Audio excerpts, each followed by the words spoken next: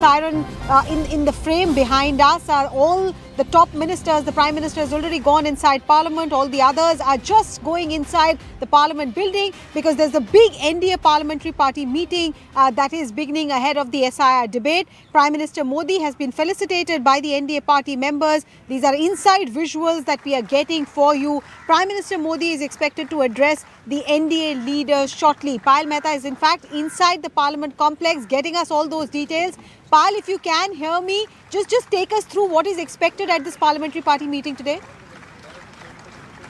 Well, this is the Parliamentary Party meeting which will initially just take place for the BJP, but ever since the coalition government has come into power in 2024, Prime Minister has been elected as the leader of the NDA. Therefore, the Prime Minister holds the meeting for the entire NDA. What we can see on our screens is that Prime Minister Narendra Modi has been felicitated by the entire NDA lot, whether it's all the alliance partners, for his stupendous leadership as far as the big Bihar victory is really concerned. You saw Sanjay Jha, working president of the JDU, taking the lead over here.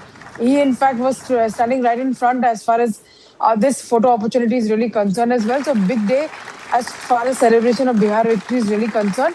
But the most important takeaway will be what the Prime Minister tells the Parliamentary Party, and that meeting is currently underway. So, once that meeting gets over, we'll be able to tell our viewers what message the Prime Minister really gave. Last time around, before the Indus Water Treaty debate was stormed up by the BJP in the Parliament, you heard the Prime Minister talk about the Indus Water Treaty and the kind of mismanagement that was done by the Congress party rule in their times, and how it was pro-Pakistan and not pro-India.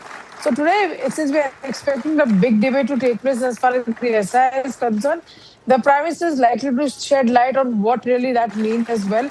Earlier last week, when he met the Bengal MPs, he had in fact told them that they have to take the message down to people that this exercise is largely in the interest of the public, because this is going to make sure that every legitimate voter is able to cast their vote, and anybody who is not eligible to cast their vote, is not an Indian citizen, will be weeded out. There's nothing more and nothing less than that. It's a very simple exercise. Opposition parties are trying to complicate it, and we have to defeat that design. That was the message that the Prime Minister really gave.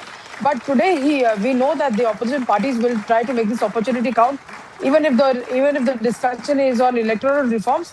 SIR is going to be that big debate. So the one intervention that one is looking for to really watch on this debate in Lok Sabha is going to be a possible intervention by Union Home Minister Amit Shah. So, Payal, I was just coming to that only because yesterday we saw the India bloc more or less working in silos. There was not much coordination. They were not even backing each other. Today could be a day different because the India bloc would want to speak in one voice. DMK, TMC, Congress, all of them have raised issues over electoral reforms. For the NDA to be seen as one force, which we saw yesterday, is not much of a challenge. In terms of the speakers who have been chosen from the NDA, their strategy, Payal, can you tell us something in detail about what thought has been put to it? Nothing in the BJP or the NDA happens without putting a thought to it as well, Pallavi. And PP Chaudhary has been chosen to speak. I believe he's the first speaker. He's someone who's a noted lawyer. He's a constitutional expert in his own rights. Nishikant Dubey is very, very fiery, so he's been chosen to speak on that. So the BJP has put in a lot of thought as far as their speakers are really concerned. The reply, of course, is going to come in from Arjuna Meghwal, the law minister of the country, under whom that's the nodal ministry for Election Commission.